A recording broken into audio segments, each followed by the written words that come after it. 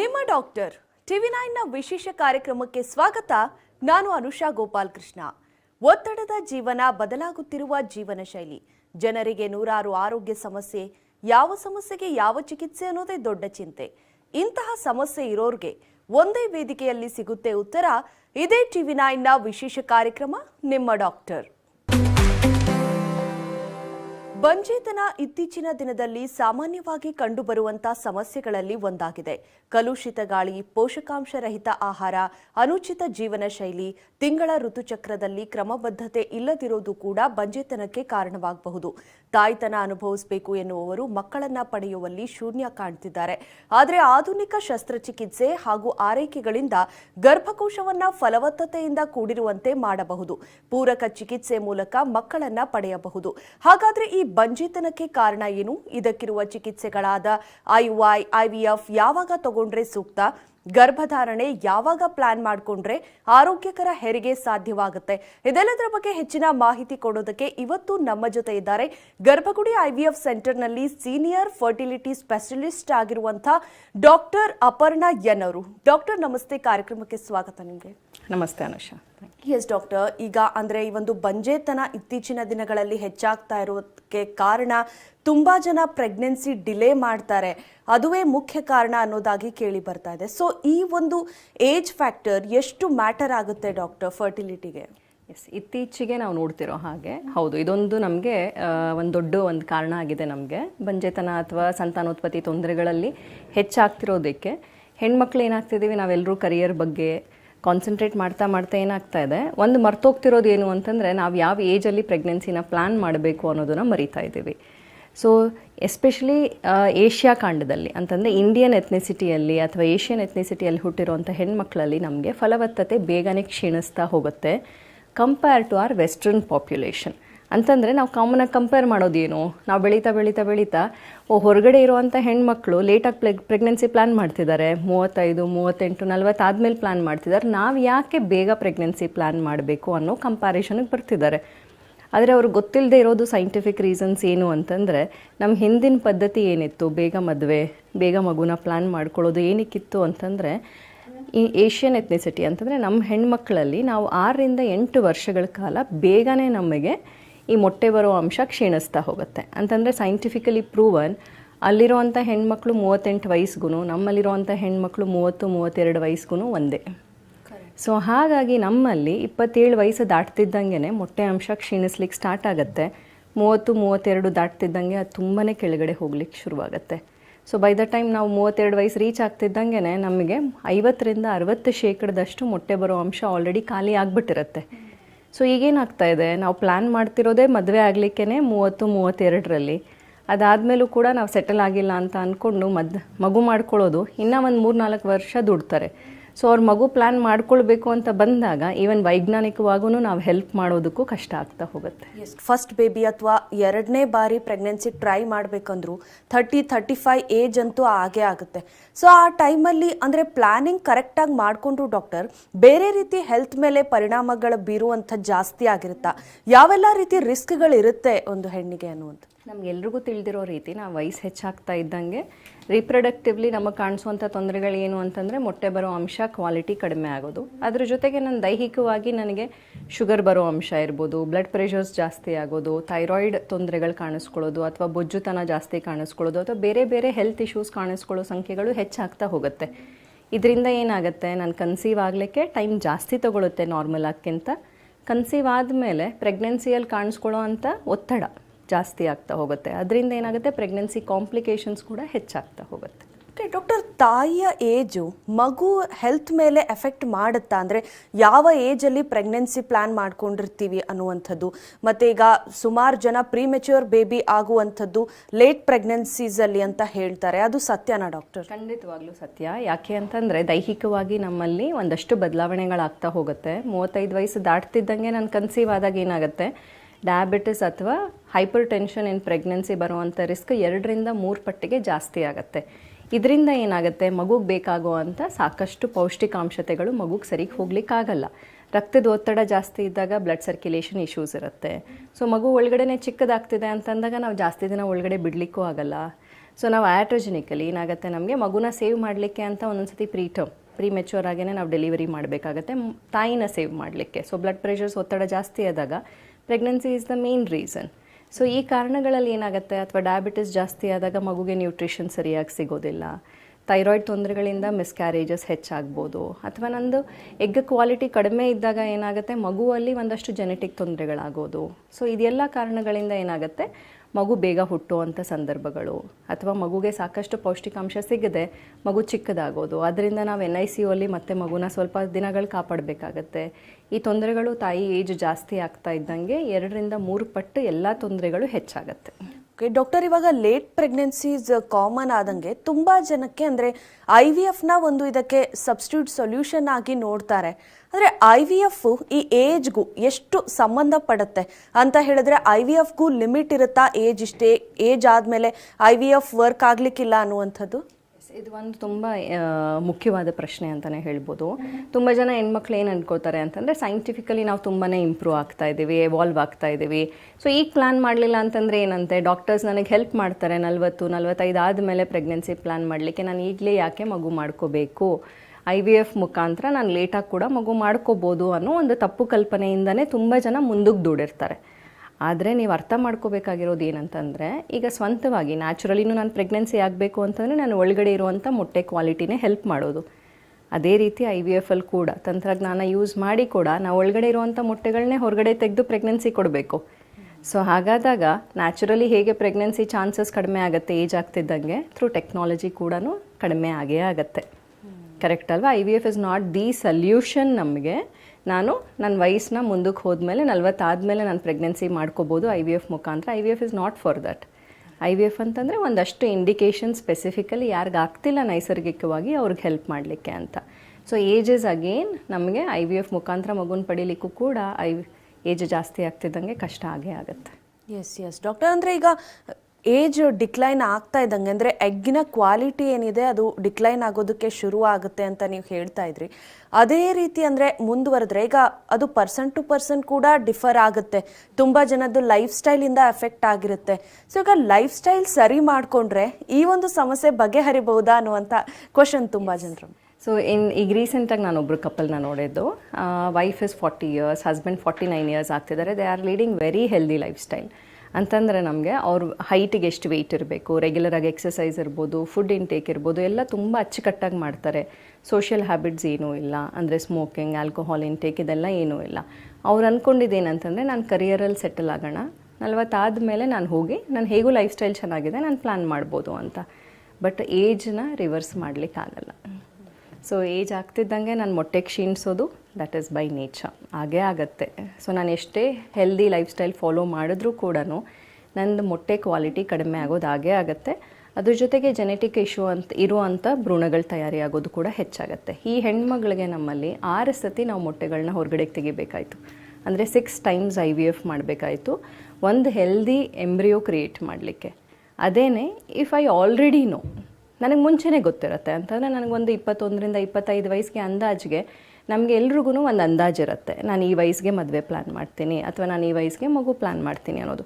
ಆಗಲೇ ನಮಗೆ ಗೊತ್ತಿದೆ ನಾನು ತಡವಾಗಿ ಪ್ಲ್ಯಾನ್ ಮಾಡ್ತೀನಿ ಅಂತಂದರೆ nature has given you a gift. ಆ ಟೈಮಲ್ಲಿ ಆಗಲೇ ನಿಮ್ಮ ಮೊಟ್ಟೆಗಳನ್ನ ನೀವು ಶೇಖರಣೆ ಮಾಡಿ ಫ್ರೀಸ್ ಮಾಡಿ ಎತ್ತಿಟ್ಕೋಬೋದು. ಸೊ ಇದೇ ಹೆಣ್ಮಗಳು ನಮಗೆ 30 ವಯಸ್ಸಿಗಿಂತ ಕೆಳಗಡೆ ಬಂದಿದ್ದರೆ ನಮಗೆ ಮೇ ಬಿ ಕ್ವಿಕ್ಕಾಗಿ ಟ್ರೀಟ್ಮೆಂಟ್ ಕಂಪ್ಲೀಟ್ ಆಗುತ್ತೆ. ಹೆಲ್ದಿ ಆಗಿರುವಂಥ ಮಗು ಒಂದೇ ಸೈಕಲಲ್ಲಿ ಕ್ರಿಯೇಟ್ ಆಗುವಂಥ ಸಾಧ್ಯತೆ ಹೆಚ್ಚಾಗಿರುತ್ತೆ. ಡಾಕ್ಟರ್, ಎಗ್ ಸಂಸ್ಕರಣೆ ಮಾಡೋದ್ರ ಬಗ್ಗೆ ಹೇಳ್ತಾ ಇದ್ರಿ. ಅಂದರೆ ಈ ಒಂದು ಪ್ರೊಸೀಜರ್ ಅಂದರೆ ಇದಕ್ಕೂ ಕೂಡ ಏಜ್ ಲಿಮಿಟ್ ಇರುವಂಥದ್ದ? ಯಾವ ವಯಸ್ಸಿನಲ್ಲಿ ಮಾಡಿದರೆ ಸೂಕ್ತ? ಮತ್ತು ಎಷ್ಟು ವರ್ಷಗಳ ಕಾಲ ಇದನ್ನು ಶೇಖರಣೆ ಮಾಡಿಡಬಹುದು ಅಂತ? ಹೌದು, ನಮಗೀಗ ಮೊಟ್ಟೆ ಶೇಖರಣೆ ಅಂತ ಬಂದಾಗ ಎಗ್ ಫ್ರೀಸಿಂಗ್ ಸೋಷಿಯಲ್ ಕಾರಣಕ್ಕೆ ಇರ್ಬೋದು, ಅಥವಾ ಏನಾದರೂ ಒಂದು ಮೆಡಿಕಲ್ ರೀಸನ್ಸಿಂದ ಇರ್ಬೋದು. ನಾನು ಡಿಲೇ ಇನ್ ಪ್ರೆಗ್ನೆನ್ಸಿ ಪ್ಲ್ಯಾನ್ ಮಾಡ್ತಿದ್ದೀನಿ ಅಂತಂದಾಗ ದ ಬೆಸ್ಟ್ ಏಜ್ ಅಂತಂದರೆ 25 to 30 years is always the best age ನಮಗೆ ಎಗ್ಸ್ನ ಫ್ರೀಸ್ ಮಾಡಲಿಕ್ಕೆ. ಇಲ್ಲ ಅಂತಂದರೆ 35 ವಯಸ್ಸು ಒಳಗಡೆನಾದರೂ ಪ್ಲ್ಯಾನ್ ಮಾಡ್ಕೊಳ್ಳೋದು ಒಳ್ಳೆಯದು. ವೆರಿ ಲೇಟ್ ಅಂತಂದರೆ at least plan it by 37-38 years, because ಅದು ಆಗ್ತಿದ್ದಂಗೆ ನಮ್ಗೆ ಅಂಥ ಅಡ್ವಾಂಟೇಜಸ್ ನಮಗೆ ಎಗ್ ಫ್ರೀಸಿಂಗಲ್ಲಿ ಸಿಗಲಿಕ್ಕೆ ಕಡಿಮೆ ಆಗ್ತಾ ಹೋಗುತ್ತೆ. ಅದ್ರ ಜೊತೆಗೆ ನನಗೆ 40 ವಯಸ್ಸು ಆದಮೇಲೆ ಬಂದು ನಾನು ಮೊಟ್ಟೆನ ಫ್ರೀಸ್ ಮಾಡ್ತೀನಿ ಅಂತಂದರೆ ಅದರದಾದ ಅದೇ ಪ್ರಾಬ್ಲಮ್ಸ್ಗಳು ಶುರುವಾಗಿರುತ್ತೆ. ಸೊ ಅಂಥ ಅಡ್ವಾಂಟೇಜ್ ಸಿಗೋದಿಲ್ಲ ನಿಮಗೆ. ಸೊ ಏನೇ ಫರ್ಟಿಲಿಟಿ ಟ್ರೀಟ್ಮೆಂಟ್ಸ್ ನಾವು ತೊಗೋಬೇಕು ಅಂತಂದರೆ ನಮ್ಮ ಸ್ವಂತ ಟ್ರೀಟ್ಮೆಂಟ್ ಇರ್ಬೋದು ಅಥವಾ ದಾನಿಗಳ ಟ್ರೀಟ್ಮೆಂಟ್ ಇರ್ಬೋದು, ಗೌರ್ಮೆಂಟಿಂದ 50 ಇಯರ್ಸ್ ಫಾರ್ ಫೀಮೇಲ್, 55 ಇಯರ್ಸ್ ಮೇಲ್ಗೆ ಏಜ್ ಅನ್ನೋ ಕ್ರೈಟೀರಿಯಾನ ಫಿಕ್ಸ್ ಮಾಡಿದ್ದಾರೆ. ಸೊ ಒಂದು ಸತಿ ನಾನು ಮೊಟ್ಟೆ ಅಥವಾ ನಂದು ವೀರ್ಯಾಣುಗಳು ಅಥವಾ ನಂದು ಭ್ರೂಣ ನಾನು ಫ್ರೀಸ್ ಮಾಡಿ ಎತ್ತಿಟ್ಟಿದ್ದೀನಿ ಅಂತಂದರೆ ಅದನ್ನು ನಾವು 5 ವರ್ಷದಲ್ಲಿ ನಾವು ಉಪಯೋಗಿಸ್ಕೊಂಡ್ರೆ ಒಳ್ಳೆಯದು. ಆರ್ ಸಮ್ ರೀಸನ್ಸಿಂದ ನಾವು ಅದನ್ನು may be maximum by 10 years utilise ಮಾಡ್ಕೋಬೋದು. ಡಾಕ್ಟರ್, ಏನು ಈ ಲೇಟ್ ಪ್ರೆಗ್ನೆನ್ಸಿ ಪ್ಲ್ಯಾನ್ ಮಾಡೋದ್ರಲ್ಲಿ may be it is natural conception ಆಗಿರ್ಬೋದು ಅಥವಾ IVF ಮೂಲಕ, ಇದರಲ್ಲಿ ಗಂಡಿನ ಏಜ್ ಎಷ್ಟು ಮುಖ್ಯ ಆಗುತ್ತೆ ಡಾಕ್ಟರ್? ಅಂದರೆ ಅದು ಕೂಡ ಲೇಟ್ ಪ್ರೆಗ್ನೆನ್ಸಿ ಅಂತಂದರೆ ಅದಕ್ಕೆ ಕಾಂಟ್ರಿಬ್ಯೂಟ್ ಮಾಡುತ್ತಾ ಇನ್ಫರ್ಟಿಲಿಟಿಗೆ ಅನ್ನುವಂಥದ್ದು? ಡೆಫಿನೆಟ್ಲಿ ಕಾಂಟ್ರಿಬ್ಯೂಟ್ ಮಾಡುತ್ತೆ. ತುಂಬ ಜನ ಅಂದ್ಕೊಳ್ಳೋದು ಏನಂತಂದರೆ ಹೆಣ್ಮಗಳ ವಯಸ್ಸೇ ಜಾಸ್ತಿ ಇಂಪಾರ್ಟೆಂಟ್, ಮೊಟ್ಟೆ ಕಡಿಮೆ ಆಗುತ್ತೆ, ಕ್ವಾಲಿಟಿ ಕಡಿಮೆ ಆಗುತ್ತೆ ಅನ್ನೋದು. ಸಿಮಿಲರ್ಲಿ ನಮಗೆ ವೀರ್ಯಾಣು ಕೂಡ ಕ್ವಾಲಿಟಿ ಗಂಡಸರ ಏಜ್ ಜಾಸ್ತಿ ಆಗ್ತಿದ್ದಂಗೆ ಕಡಿಮೆ ಆಗೇ ಆಗುತ್ತೆ. ಅವ್ರಿಗೆ ನಾವು ಏಜ್ ಅಂತ ತೊಗೊಳ್ಳೋದು 40 ವಯಸ್ಸು ದಾಟಿದ ಮೇಲೆ, ಅವ್ರಿಗೆ ಏಜ್ ಮುಖಾಂತರದಿಂದ ಕಡಿಮೆ ಆಗ್ತಾ ಹೋಗುತ್ತೆ. ಅದೇನೇ ಅದಕ್ಕೆ ಮುಂಚೆನೇ ನಮಗೆ ನನ್ನ ಕ್ವಾಲಿಟಿ ಆಫ್ ಲೈಫ್ ಚೆನ್ನಾಗಿಲ್ಲ, ಸ್ಮೋಕಿಂಗ್, ಆಲ್ಕೋಹಾಲ್, ಜೊತೆಗೆ ಇವಾಗ ಒತ್ತಡದ ಜೀವನ ಅಂತಂದರೆ ತುಂಬ ಸ್ಟ್ರೆಸ್ಫುಲ್ ಲೈಫ್ ಇರ್ಬೋದು, ಸ್ಲೀಪ್ ಪ್ಯಾಟ್ರನ್ಸ್ ಚೆನ್ನಾಗಿಲ್ಲ, ಇದೆಲ್ಲ ಅಂತ ಬಂದಾಗ ಈವನ್ ಯಂಗರ್ ಏಜ್ ಮೆನ್ನಲ್ಲೂ ಕೂಡ ನಾವು up to 50% of male factor infertility ನೋಡ್ತಾ ಇದ್ದೀವಿ ಈಗ. ಓಕೆ ಡಾಕ್ಟರ್, ಈಗ ಅಂದರೆ ಹೆಣ್ಣಿನ ಏಜ್ ಅಂತ ಬಂದಾಗ ಕೂಡ ತುಂಬ ಜನಕ್ಕೆ ಫಸ್ಟ್ ಪ್ರೆಗ್ನೆನ್ಸಿ ಡಿಲೇ ಆಗಿರುತ್ತೆ, ಆ ರೀತಿ ಕಾರಣಗಳಿರುತ್ತೆ. ಈಗ ಫಸ್ಟ್ ಪ್ರೆಗ್ನೆನ್ಸಿ ಬೇಗ ಆದಲ್ಲಿ ಕೂಡ ಸೆಕೆಂಡ್ ಪ್ರೆಗ್ನೆನ್ಸಿ ಡಿಲೇ ಆದರೆ ಅದು ಕೂಡ ಸಮಸ್ಯೆ ಆಗುತ್ತಾ ಡಾಕ್ಟರ್? ಯೂಶ್ವಲಿ ಈಗ ಸೆಕೆಂಡ್ ಪ್ರೆಗ್ನೆನ್ಸಿ ತುಂಬ ಕಾಂಪ್ಲಿಕೇಶನ್ಸ್ ಅಂತ ಹೇಳ್ತಾರೆ. ಸೊ ಅದು ಕೂಡ ಕಾಂಟ್ರಿಬ್ಯೂಟ್ ಮಾಡುತ್ತಾ, ಹೆಚ್ಚು ಕಷ್ಟ ಆಗುತ್ತಾ? ಹೌದು. ಈಗ ಏನಾಗುತ್ತೆ, ಮೊದಲನೇ ಪ್ರೆಗ್ನೆನ್ಸಿನೇ ನಾನು ಒಂದು 27, 28, 30 ವಯಸ್ಸಿಗೆ ಪ್ಲ್ಯಾನ್ ಮಾಡಿರ್ತೀನಿ.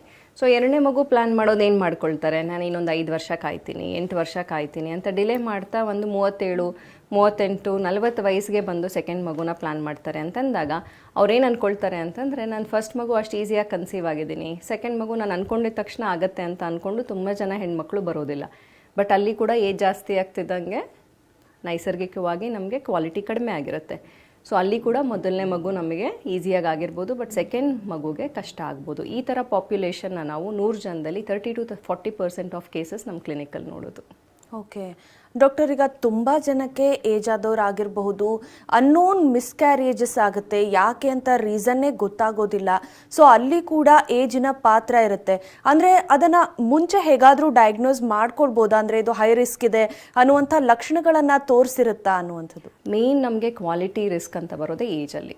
ಏಜ್ ಜಾಸ್ತಿ ಆಗ್ತಿದ್ದಂಗೆ ನನ್ನ ಕ್ವಾಲಿಟಿ ಕ್ಷೀಣಿಸುತ್ತೆ, ಅದರಿಂದ ನನಗೆ ಸಂತಾನೋತ್ಪತ್ತಿ ತೊಂದರೆಗಳು ಹೆಚ್ಚಾಗುತ್ತೆ, ಮಗು ಆಗಲಿಕ್ಕೆ ಟೈಮ್ ಜಾಸ್ತಿ ತೊಗೊಳುತ್ತೆ, ಅದ್ರ ಜೊತೆಗೆ ಮಿಸ್ಕ್ಯಾರೇಜ್ ಆಗುವಂಥ ಸಾಧ್ಯತೆಗಳು ಹೆಚ್ಚಾಗುತ್ತೆ. ಇದ್ರ ಜೊತೆಗೆ ಏನಾಗ್ಬೋದು, ಏನಕ್ಕೆ ಮಿಸ್ಕ್ಯಾರೇಜ್ ಆಗುತ್ತೆ ಅಂತಂದರೆ, ಭ್ರೂಣ ತಯಾರಿ ಆದಾಗ ಕ್ವಾಲಿಟಿ ಚೆನ್ನಾಗಿಲ್ಲ ಅಂತಂದರೆ ಭ್ರೂಣದ ಕ್ವಾಲಿಟಿನೂ ಚೆನ್ನಾಗಿರೋದಿಲ್ಲ. ಸೊ ಮಗುವಲ್ಲಿ ಏನಾದರೂ ತೊಂದರೆಗಳು, ಜೆನೆಟಿಕ್ ತೊಂದರೆಗಳು ಮೋಸ್ಟ್ ಕಾಮನ್ ಆಗಿರೋದ್ರಿಂದ ಡೌನ್ ಸಿಂಡ್ರೋಮ್ ಅಂತ ತುಂಬ ಜನ ಕೇಳಿರ್ತೀವಿ. ಅಂತಂದರೆ ಮಕ್ಕಳಲ್ಲಿ ಏನಾದರೂ ಬುದ್ಧಿಮಾಂದ್ಯತೆ ಇರ್ಬೋದು, ಬೆಳವಣಿಗೆಯಲ್ಲಿ ಸಮಸ್ಯೆಗಳಾಗಿ ಇದರಿಂದ ಗರ್ಭಪಾತಗಳು ಹೆಚ್ಚಾಗ್ತಾ ಹೋಗುತ್ತೆ ಏಜ್ ಜಾಸ್ತಿ ಆಗ್ತಿದ್ದಂಗೆ.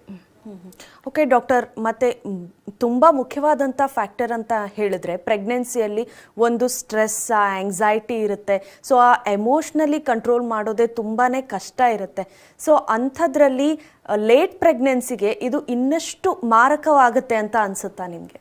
ಏನಾಗುತ್ತೆ, ನಮಗೆ ಲೇಟ್ ಪ್ರೆಗ್ನೆನ್ಸಿ ಅಂತ ಪ್ಲ್ಯಾನ್ ಮಾಡಿದಾಗ ನಮಗೆ ಗೊತ್ತು ಆಲ್ರೆಡಿ ನನಗೆ ಟೈಮ್ ತೊಗೊಳುತ್ತೆ ಪ್ರೆಗ್ನೆನ್ಸಿ ಆಗಲಿಕ್ಕೆ, ಜೊತೆಗೆ ನನಗೆ ಹೆಲ್ದಿಯಾಗಿ ಕಂಪ್ಲೀಟ್ ಮಾಡಲಿಕ್ಕೆ ನಾರ್ಮಲ್ಗಿಂತನೂ ಸ್ವಲ್ಪ ಹೆಚ್ಚು ಸಮಯ ತೊಗೊಳುತ್ತೆ. ಇದೇ ಒಂದು ಬಿಗ್ಗೆಸ್ಟ್ ಸ್ಟ್ರೆಸ್ ಫ್ಯಾಕ್ಟರ್. ಅದ್ರ ಜೊತೆಗೆ ಏನಾಗುತ್ತೆ, ಸೆಟಲ್ ಆಗಲಿ ಫಿನಾನ್ಷಿಯಲಿ ಅಂತ ಅಂದ್ಕೊಂಡು ತುಂಬ ದಿನಗಳನ್ನ ಮುಂದಕ್ಕೆ ದೂಡ್ತಿರ್ತೀವಿ. ಆ ಫಿನಾನ್ಷಿಯಲ್ ಸೆಟಲ್ಮೆಂಟ್ ಅನ್ನೋದು ಆಗದೇ ಇರುವಂಥ ಕೆಲಸ. ತುಂಬ ಸತಿ ಏನಾಗುತ್ತೆ, ನಮಗೆ ಗೊತ್ತಿಲ್ಲ ಚಿಕ್ಕ ವಯಸ್ಸಿದ್ದಾಗ ನಾನು ಇನ್ನು 5 ವರ್ಷ ಕೆಲಸ ಮಾಡಿದ್ರೆ ಸೆಟಲ್ ಆಗ್ತೀನಿ ಅಂದ್ಕೊಳ್ತೀವಿ. ಏಜ್ ಜಾಸ್ತಿ ಆಗ್ತಿದ್ದಂಗೆ ರೆಸ್ಪಾನ್ಸಿಬಿಲಿಟಿ ಜಾಸ್ತಿ ಆಗುತ್ತೆ. ನಮ್ಮ ವರ್ಕಲ್ಲೂ ನಾವು ಪ್ರೋಗ್ರೆಸ್ ಆಗೋದ್ರಿಂದ we cannot so easily quit anything. Correct ಅಲ್ವಾ? ಸೊ ಹಾಗಾಗಿ ಆ ವರ್ಕ್ ಪ್ರೆಷರ್ ಅನ್ನೋದು ನಮ್ಮ ಮೇಲೆ ಜಾಸ್ತಿ ಇರುತ್ತೆ. ಸೊ ಏಜ್ ಅನ್ನೋ ಪ್ರೆಷರು ಜಾಸ್ತಿ ಆಗ್ತಿದೆ, ವರ್ಕ್ ಪ್ರೆಷರ್ ಜಾಸ್ತಿ ಆಗ್ತಿದೆ. Both physically and mentally we are getting more strained as we get older. So ಹಾಗಾಗಿ ಅದರದ್ದು ಒತ್ತಡ ಜಾಸ್ತಿ ಆಗ್ತಾ ಹೋಗುತ್ತೆ. Yes doctor, and post partum recovery ಬಗ್ಗೆ ಮಾತನಾಡೋದಾದರೆ, ಅಂದರೆ ಅದು ಬೀಟ್ ಡಿಪ್ರೆಷನ್ ಆಗಿರಬಹುದು ಅಥವಾ ಬೇರೆ ವೇಟ್ ಗೇನ್ ಆಗಿರುತ್ತೆ ಅದನ್ನು ರಿವರ್ಸ್ ಮಾಡೋದಾಗಿರಬಹುದು, ಅಥವಾ ಅದಕ್ಕೆ ರಿಲೇಟೆಡ್ ತುಂಬ ಬೆನ್ನೋವು ಅಂಥ ಸಮಸ್ಯೆಗಳು ಎತ್ಕೊಂಡಿರುತ್ತೆ. ಸೊ ಅದನ್ನೆಲ್ಲ ರಿವರ್ಸ್ ಮಾಡೋದು ಅದು ಕೂಡ ಕಷ್ಟ ಆಗುತ್ತೆ ಅಂತ ಅನಿಸುತ್ತೆ. ಹೇಗೆ ಅದನ್ನು ಅಂದರೆ ರಿಕವರ್ ಮಾಡ್ಕೊಳ್ಳೋಕ್ಕೆ ಏನಾದರೂ ಇದೆಯಾ, ಮಾರ್ಗಗಳು ಇದೆಯಾ doctor? Again healthy life style, healthy mindset, ಮನಸ್ಸಿಗೆ ಆಗದೆ ಇರೋದು ಏನೂ ಇಲ್ಲ ಅಂತ ಹೇಳ್ತೀವಿ. ಅದೇ ರೀತಿ everything is N a mindset ಅಂತ ಹೇಳ್ಬೋದು. ನಾವು ಹೆಲ್ದಿ ಲೈಫ್ ಸ್ಟೈಲ್ ಫಾಲೋ ಮಾಡ್ತಿದ್ದೀವಿ ಅಂತಂದರೆ ಪೋಸ್ಟ್ ಪಾರ್ಟಮಲ್ಲಿ ಆಗೋವಂಥ ಚೇಂಜಸ್ನ ನಾವು ಪ್ರಿವೆಂಟ್ ಮಾಡ್ಕೋಬೋದು. ಬಟ್ ಏನಾಗುತ್ತೆ, ಏಜ್ ಜಾಸ್ತಿ ಆಗ್ತಿದ್ದಂಗೆ ನಮ್ಮ ದೇಹಕ್ಕೂ ದಂಡಿಸುತ್ತೆ ಜಾಸ್ತಿ. ಸೊ ಚಿಕ್ಕ ವಯಸ್ಸಲ್ಲಿ ಪ್ರೆಗ್ನೆನ್ಸಿ ಆಗಿ ಕಂಪ್ಲೀಟ್ ಮಾಡಿಕೊಂಡು ಮಕ್ಕಳಿಂದ ಓಡಾಡೋದಕ್ಕೂ, ಏಜ್ ಜಾಸ್ತಿ ಆಗಿ ನಾನು ಮಗು ಮಾಡಿಕೊಂಡು ಮಕ್ಕಳನ್ನ ಪೋಷಣೆ ಮಾಡೋದು, ಮಗುವಿಂದ ಓಡಾಡೋದು ಕಷ್ಟ ಆಗೋದ್ರಿಂದ automatically we feel more stress ಜಾಸ್ತಿ ಆದಂಗೆ ಅನಿಸುತ್ತೆ. ಡಾಕ್ಟರ್, ಈಗ ಒಬ್ರು ಕಾಲರ್ ರೆಡಿ ಇದ್ದಾರೆ, ಮಾತನಾಡ್ಸೋಣ. ಹಂಸ ಅಂತ, ಇವರು ಗರ್ಭಗುಡಿ IVF ಸೆಂಟರಲ್ಲಿ ಚಿಕಿತ್ಸೆಯನ್ನ ಪಡೆದಂಥವ್ರು. ನಮಸ್ತೆ ಹಂಸ ಅವರೇ. ನಮಸ್ತೆ ಮ್ಯಾಮ್.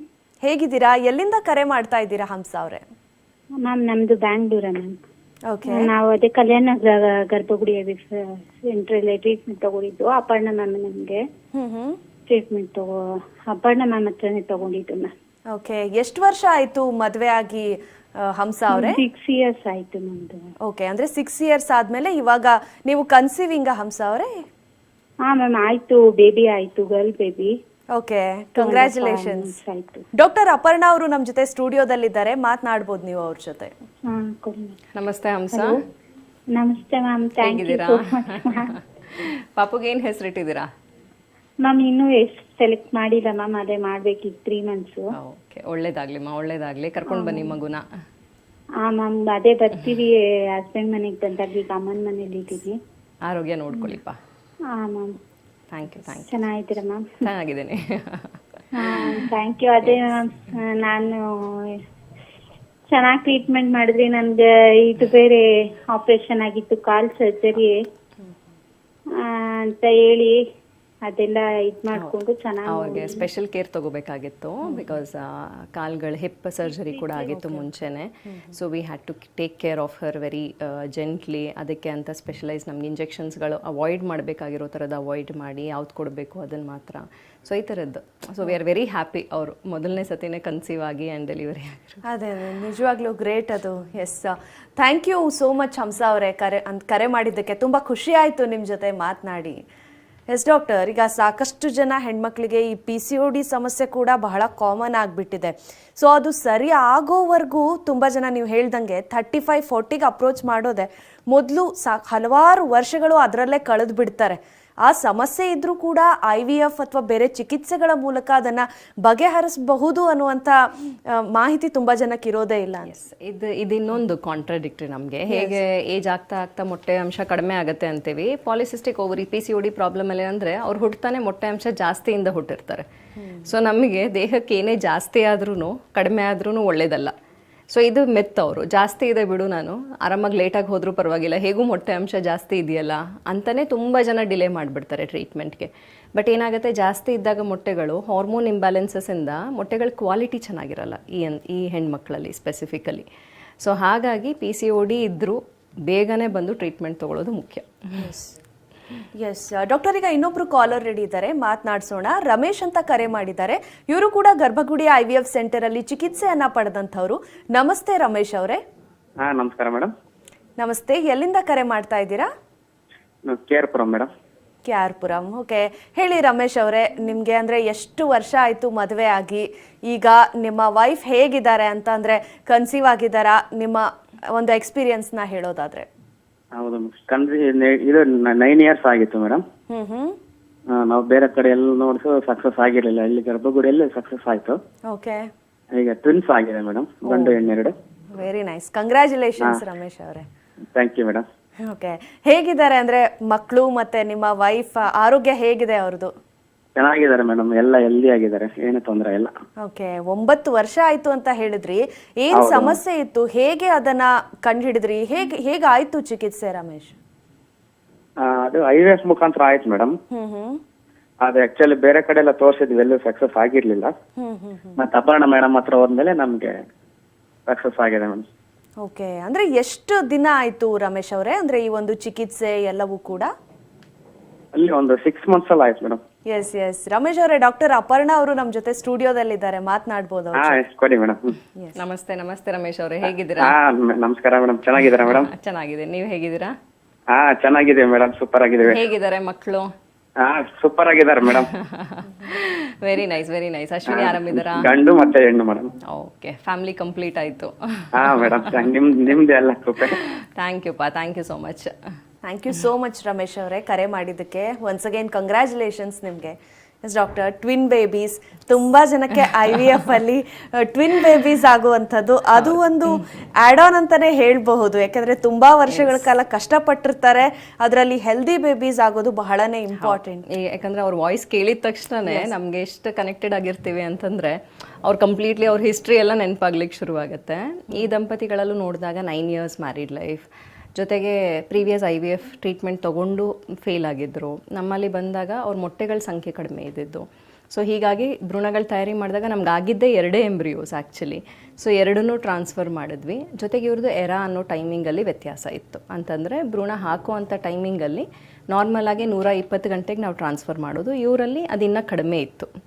ಸೊ 9900 hours ನಾವು ಟ್ರಾನ್ಸ್ಫರ್ ಮಾಡಬೇಕು ಅಂತ ಟೈಮಿಂಗ್ ವ್ಯತ್ಯಾಸ ಇತ್ತು. ಸೊ ಹಾಗಾಗಿ ಆ ಟೈಮ್ ನೋಡಿಕೊಂಡು ನಾವು ಟ್ರಾನ್ಸ್ಫರ್ ಮಾಡಿದಾಗ ಮೊದಲನೇ ಸತಿಗೆ 2 ಕೂರ್ತು. By God grace. ಡಾಕ್ಟರ್, ಅಂದ್ರೆ ಆ ಟೈಮ್ ಹೇಗೆ ಡಾಕ್ಟರ್? ಅದನ್ನ ಅವರ ಹೆಲ್ತ್ ಮೇಲೆ ಕ್ಯಾಲ್ಕುಲೇಟ್ ಮಾಡಲಾಗುತ್ತೆ? ಇಲ್ಲ, ಅದಕ್ಕೆ ಅನ್ನೋದೇ ಒಂದು ಜೆನೆಟಿಕ್ ಪರೀಕ್ಷೆ ಇರುತ್ತೆ. ಗರ್ಭಕೋಶದ ಒಳಪದರನ ತೆಗೆದು ಜೆನೆಟಿಕ್ ಲ್ಯಾಬ್ಗೆ ಕಳಿಸ್ತೀವಿ. ಅಲ್ಲಿ ಒಂದಷ್ಟು ಜೀನ್ ಅಸೆಸ್ಮೆಂಟ್ ಮಾಡಿ ಅವ್ರು ನಮಗೆ ರಿಪೋರ್ಟ್ ಕೊಡೋದು. ಎಸ್, ಪ್ರಮುಖವಾಗಿ ಲೇಟ್ ಪ್ರೆಗ್ನೆನ್ಸಿಯಲ್ಲಿ ಈಗ ಹೆಣ್ಮಕ್ಳು ಮಾಡಲೇಬೇಕಾದಂತಹ ಒಂದಷ್ಟು ಪ್ರಾಕ್ಟೀಸಸ್, ಬೀಟ್ ಅಂತಂದರೆ ಡಯಟಲ್ಲಾಗಿರಬಹುದು, ಇದನ್ನು ಅವಾಯ್ಡ್ ಮಾಡೋ ಹಾಗೆ ಇಲ್ಲ, ಮಾಡಲೇಬೇಕು ಅನ್ನುವಂಥದ್ದು ಏನೇನಿದೆ? ಹೈಟಿಗೆ ಇಷ್ಟು ವೆಯ್ಟ್ ಅನ್ನೋದು ನಮ್ಗೆ ಇದ್ದೇ ಇರುತ್ತೆ. ಸೊ ಹಾಗಾಗಿ ಟ್ರ್ಯಾಕ್ ಯುವರ್ ವೆಯ್ಟ್ ಅಂತ ಹೇಳ್ತೀನಿ. ಏನು ಊಟ ಮಾಡ್ತಿದ್ದೀರಾ ಅದ್ರ ಬಗ್ಗೆ ಗಮನ ಇಟ್ಟು ಊಟ ಮಾಡಿ. ಇನ್ನೊಂದು ಕರೆಕ್ಟಾಗಿ ಸ್ಲೀಪ್ ಪ್ಯಾಟರ್ನ್ಸ್ ಫಾಲೋ ಮಾಡೋದು, ತುಂಬಾ ನಮಗೆ ರೇಡಿಯೇಷನ್ ಎಕ್ಸ್ಪೋಜರ್ಸ್ನ ಅವಾಯ್ಡ್ ಮಾಡೋದು, ಆ್ಯಂಡ್ ಆದಷ್ಟು ಬೇಗ ಪ್ರೆಗ್ನೆನ್ಸೀಸ್ನ ಪ್ಲ್ಯಾನ್ ಮಾಡಿಕೊಂಡು ಕಂಪ್ಲೀಟ್ ಮಾಡ್ಕೊಳ್ಳಿ, who are willing to have a baby. Yes, thank you so much doctor. ಸಾಕಷ್ಟು ಮಾಹಿತಿಯನ್ನು ಹಂಚ್ಕೊಂಡ್ರಿ ನಮ್ಮ ಜೊತೆ, ಧನ್ಯವಾದ ನಿಮಗೆ. Thank you. ಎಸ್, ಏನು ಡಾಕ್ಟರನ್ನ ನೇರವಾಗಿ ಭೇಟಿ ಮಾಡೋದಕ್ಕೆ ಅಡ್ರೆಸ್ ಪ್ಲೇಟ್ ಇಂತಿದೆ. ಗರ್ಭಗುಡಿ IVF ಸೆಂಟರ್ ಬೆಂಗಳೂರು, ಶಾಖೆಗಳು Hanumanthanagar, Jayanagar, electronic city, Marathahalli, Kalyananagar, Nagarabhavi, RMV extension, Yelahanka, Hosur ಹಾಗೂ ದಾವಣಗೆರೆ. ದೂರವಾಣಿ ಸಂಖ್ಯೆ 907 1234 0005.